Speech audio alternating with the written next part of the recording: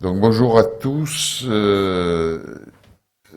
vais prendre la suite d'Anne-Christine et essayer de partir sur le côté plus pratique puisqu'elle a le côté plus réglementaire, sachant que je me présente pour ceux qui ne me connaîtraient pas. Je suis vigneron et oliculteur en bio, si ça veut bien marcher.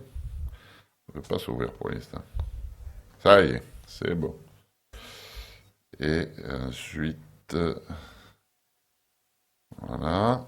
Et est-ce que pour basculer, tu sais quelle touche? Ça marche là, mais...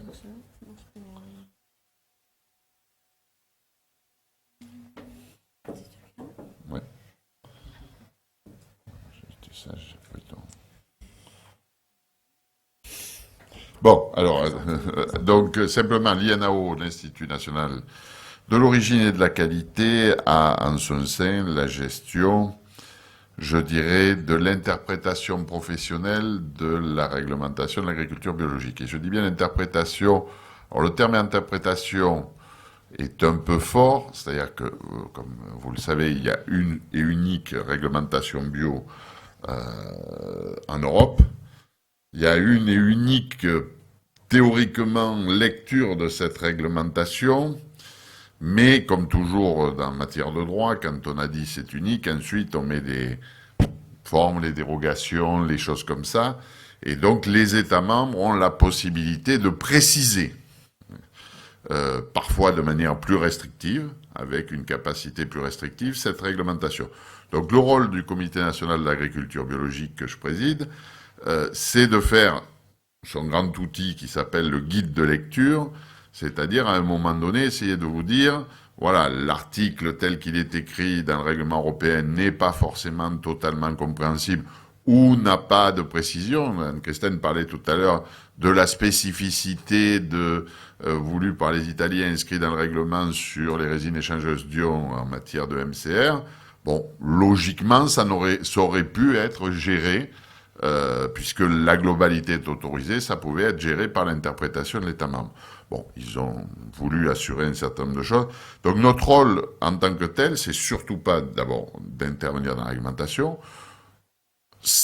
c'est en amont de de la révision du règlement dont on parle beaucoup, ça a été d'émettre des avis, c'est d'être le lieu d'échange, c'est-à-dire que toutes les familles de la bio sont représentées au sein du comité, et c'est un lieu d'échange, parfois un peu vivant, parfois un peu actif. Vous avez vu passer des sujets sur les serres chauffées, par exemple, ça met de l'animation. Voilà, il y a quelques sujets comme ça qui sont assez sympathiques. Mais l'un dans l'autre, c'est vrai qu'on arrive, enfin, en tous les cas, j'ai le sentiment qu'on arrive à travailler ensemble, à se parler. Alors, on n'est pas toujours tous d'accord dans les objectifs et les complexités. Mais voilà, c'est d'être ce propos. Tout à l'heure, on parlait conformité et équivalence. C'est vrai qu'on était sous le régime de l'équivalence. Alors, des fois, ces deux mots doivent pas forcément vous parler. Moi, j'ai mis à peu près 6 mois à comprendre pourquoi on me disait les deux mots. C'est-à-dire qu'actuellement, quand vous importiez en Europe un produit bio, il pouvait être traité avec des produits qui ne sont pas autorisés en Europe. Ce qui peut quand même poser... Alors, qui sont pas autorisés, peut-être parce qu'on n'a pas demandé l'autorisation, c'est là la complexité du sujet. Pour ceux qui s'en souviennent, on a eu un petit sujet sur la banane là-dessus, où les bananes qui arrivaient des Antilles françaises donc sont soumises à la réglementation bio-européenne, et les bananes qui arrivaient de Saint-Domingue, ou d'ailleurs, enfin d'à côté, arrivaient par équivalence avec des traitements qui n'étaient pas autorisés dans la réglementation européenne.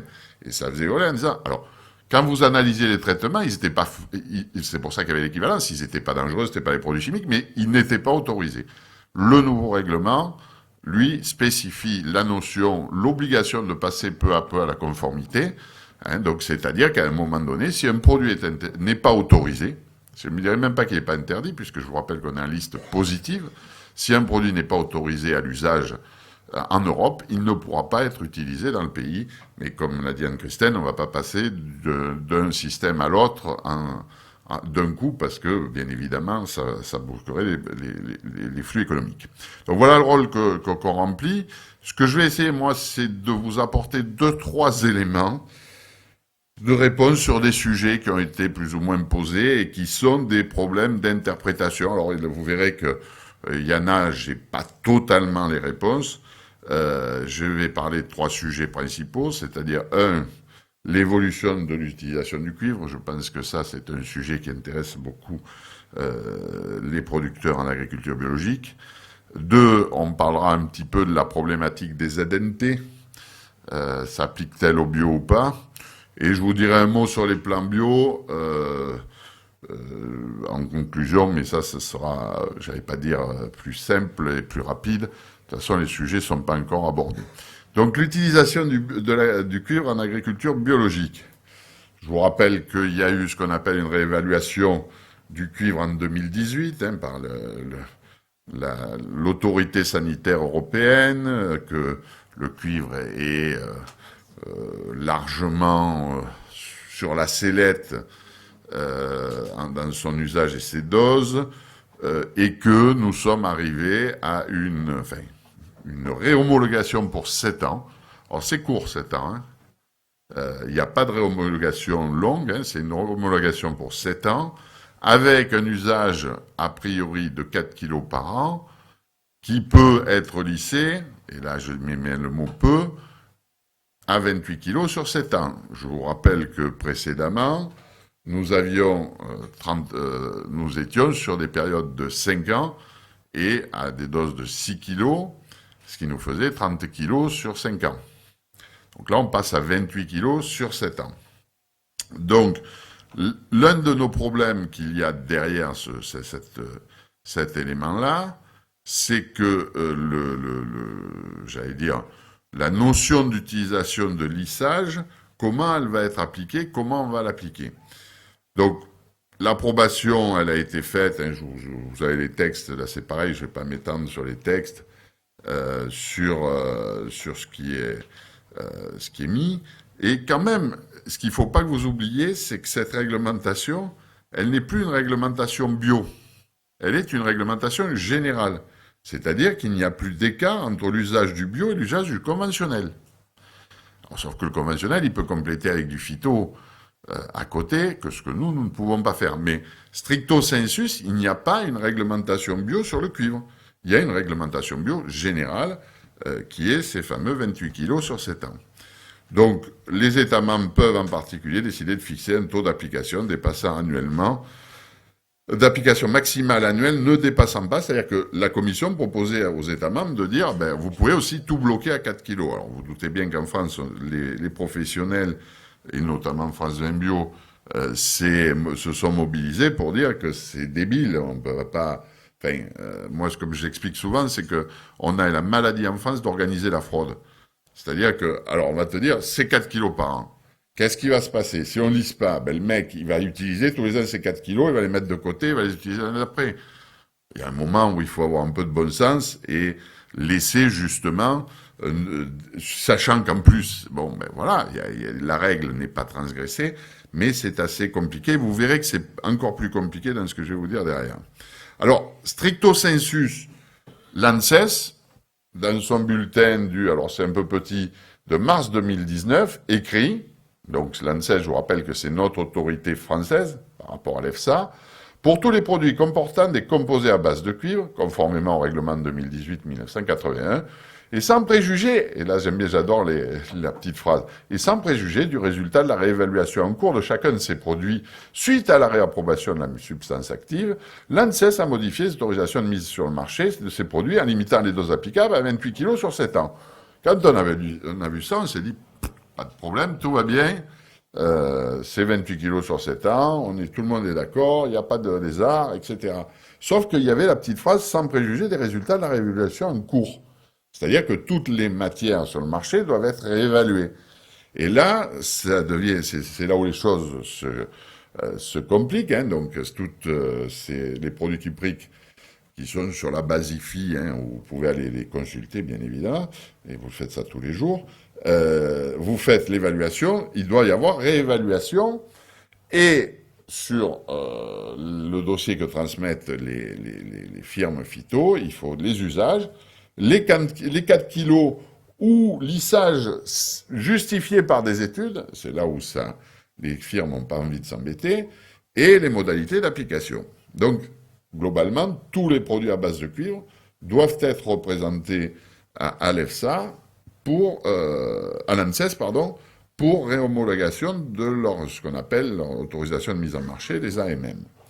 Et là, on va arriver des choses qui vont nous obliger à les lire, alors avec en plus des créations de distorsion de concurrence, c'est-à-dire que vous avez un premier cas, alors je ne sais pas si c'est un peu petit, hein, même pour moi avec les lunettes, j'ai du mal, d'une matière active qui dit l'autorisation pour protéger les organismes du sol et ne pas appliquer ce produit ou tout autre produit contenant du cuivre à une dose annuelle supérieure de 4 kg. C'est-à-dire que dans l'AMM, il est spécifié que ce produit ne peut pas dépasser 4 kg par an. Et donc, dans ce contexte-là, non seulement il ne peut pas y avoir on ne peut pas dépasser 4 kg, il ne peut pas y avoir de lissage, y compris avec d'autres produits. Par contre, deuxième cas, donc là en l'occurrence, l'Héron SC, pour protéger les organismes, ah non, je n'ai pas changé de diapo. Donc le Casorilla 20 ppm, vous avez dans les conditions générales, seuls les utilisateurs, seules les utilisations entraînant une application locale maximale de 28 kg. Donc vous voyez que dans l'AMM, il est spécifié que ce produit peut être lissé annuellement, et donc la quantité annuelle peut être utilisée. Vous voyez que la nuance et le problème de fond, c'est qu'actuellement, on nous renvoie. Alors, je ne désespère pas qu'on puisse faire bouger ces choses, mais à ce jour, on nous renvoie aux AMM de chacun des produits. Donc, si le produit, si la firme, parce que ce qu'il faut bien savoir, c'est que le cuivre, c'est pas la ressource financière fondamentale de la plupart des maisons de phyto en Europe et dans le monde. Hein, c'est pas les produits où ils ont les fortes valeurs ajoutées. Donc c'est clair que c'est pas sur les produits sur lesquels ils se battent pour arriver à faire des études, des compléments. C'est quand même un produit. Alors ça veut pas dire qu'ils en vendent pas, mais simplement, c'est vrai que souvent ils ont balancé les dossiers sans se poser de questions avec 4 kilos. Alors c'est là où ceux qui ont fait un peu d'efforts, ils risquent de prendre des marchés. Donc je désespère pas que les choses évoluent. Mais stricto sensu, à la fois je peux vous dire que les 28 kilos de lissage sont autorisés en France, sauf qu'il y a le 8 mai derrière qui est lié au lissage, aux AMM de chacun des produits, et donc c'est les AMM de chacun des produits qui seront renvoyés. Simplement vous rappeler que sur le 889-2008, dans l'annexe 2 modifié, vous n'avez plus bien sûr la possibilité spécifique du lissage tel qu'il était écrit dans la version qui s'appliquait avant. Donc, une chose par contre qui est importante, puisque donc c'est lié à ce que je viens de vous présenter, c'est que, parce que ça c'était une question que vous allez me poser, donc autant que j'y réponde en amont, quand est-ce que démarre le lissage des 28 kilos? Là maintenant on a traîné, c'était ce que c'était l'année dernière, c'était cette année, est-ce qu'on finissait les 5 ans? Là c'est clair, aujourd'hui les compteurs sont remis à zéro au 1er janvier 2020. C'est-à-dire que votre organisme de contrôle en bio peut vous contrôler jusqu'au 31 décembre 2019 sur la règle des 30 kilos sur 5 ans.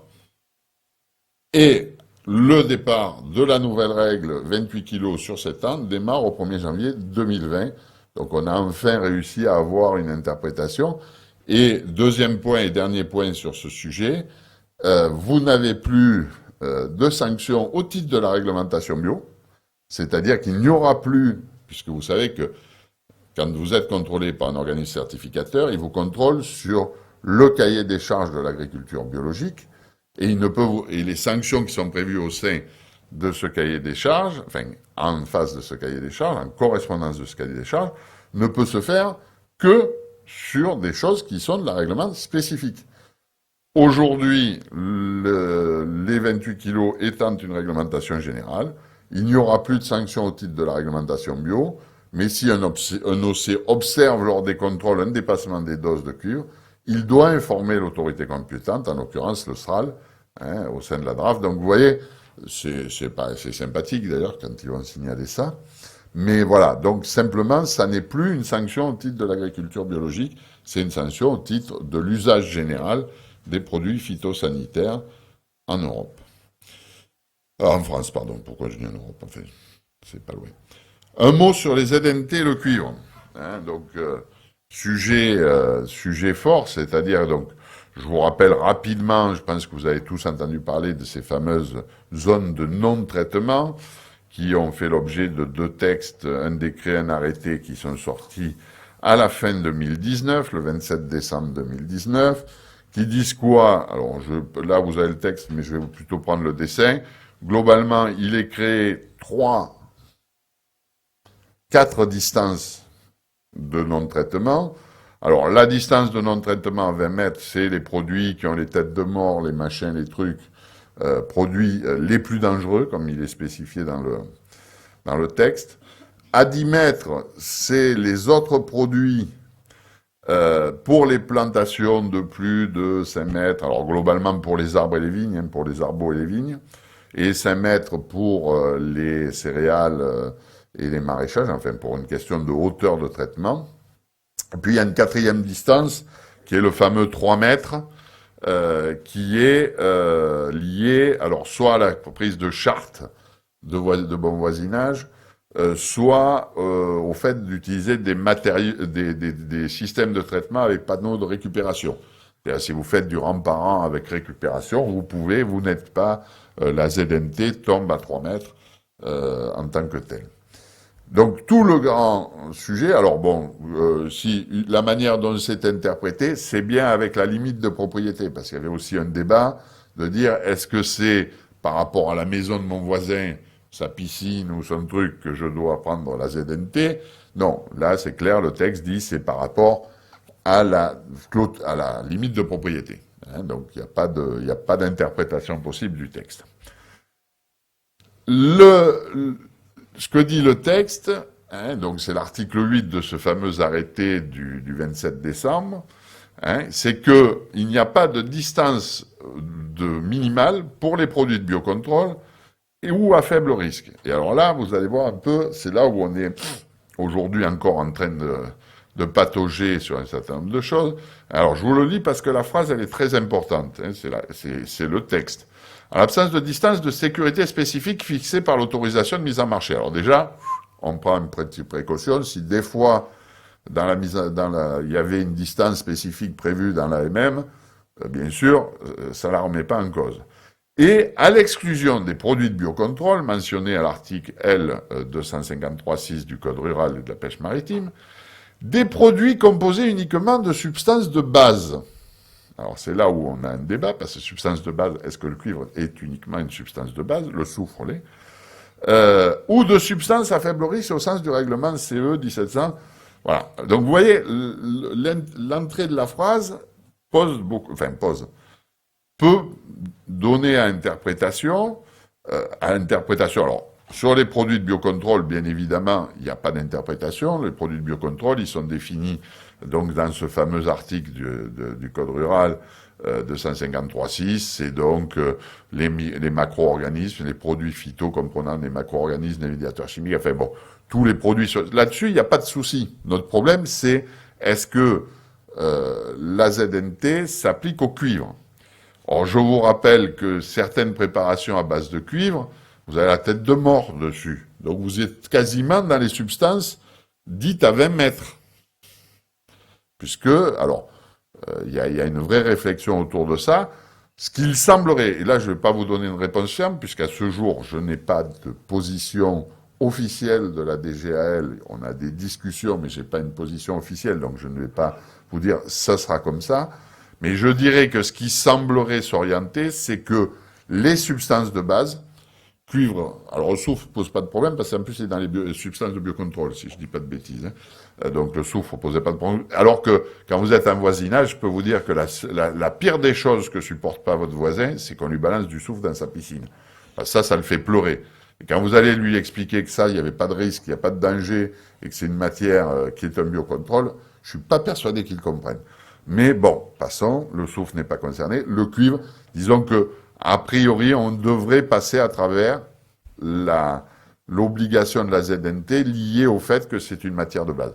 Mais là, je mets 15 conditionnels dessus et je n'ai pas à ce jour de position officielle de l'administration parce qu'il y a encore des discussions au sein des différents services de l'État qui ne sont pas tout à fait d'accord entre eux sur l'interprétation du système.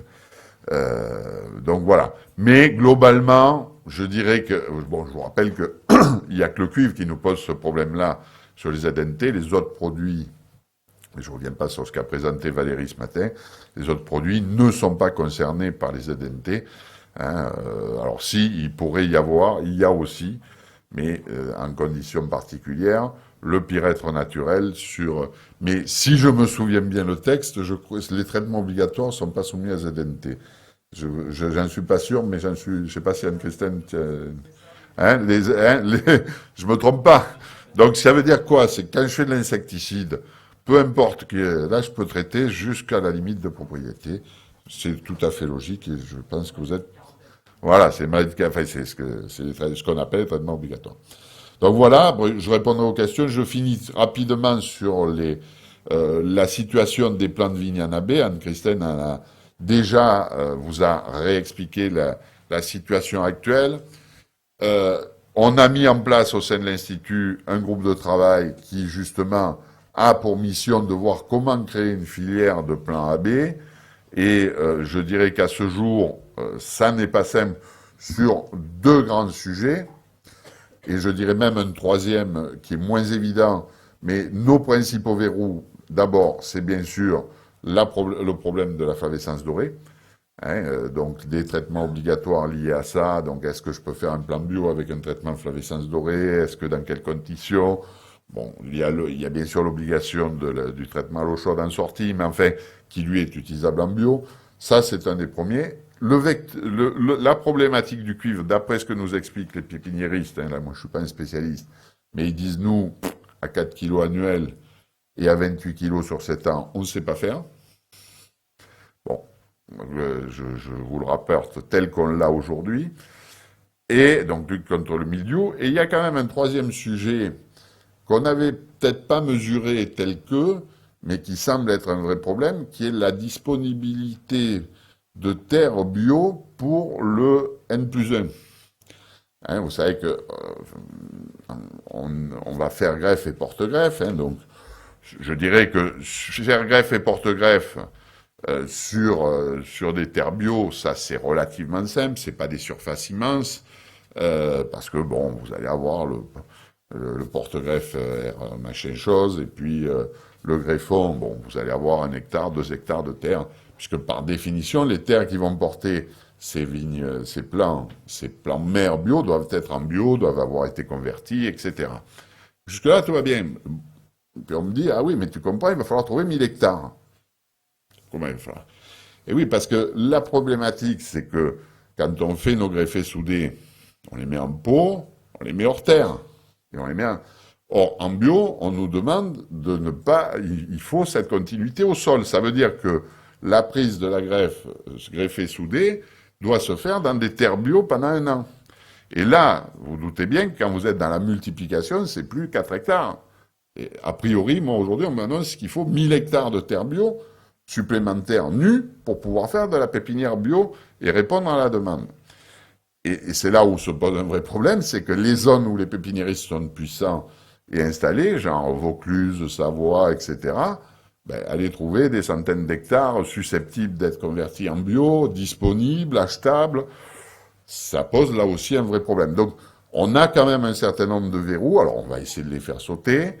On va essayer bien évidemment, d'avancer avant 2035 sur le sujet. Mais entre se dire qu'il faut le faire, et tout le monde est d'accord, et pouvoir le faire, et le faire dans des conditions économiques raisonnables. Parce que si votre plan, il passe d'1,10 €, 1,20 € à 2,50 €, moi je vais vous dire, hein, je suis vigneron, je suis comme vous, je la vois gros comme une maison. Je plante en conventionnel, je me mets en conversion pendant 3 ans, et au bout de 3 ans, je suis en bio. Je m'expliquerai à quoi sert la filière de plan bio. Donc c'est peut-être pour éviter ce genre de choses qu'il faut mieux réfléchir les choses au départ. Je ne dis pas qu'il ne faut pas le faire, mais c'est pas aussi simple de dire il faut des plans bio pour planter. Il faut aussi réfléchir économiquement et techniquement comment on peut le faire. Et c'est un sujet qui actuellement, en tous les cas, nous préoccupe. On va continuer à travailler dessus, mais qui n'est pas aussi simple que de dire il y a qu'à. Voilà. Je suis prêt à répondre à vos questions.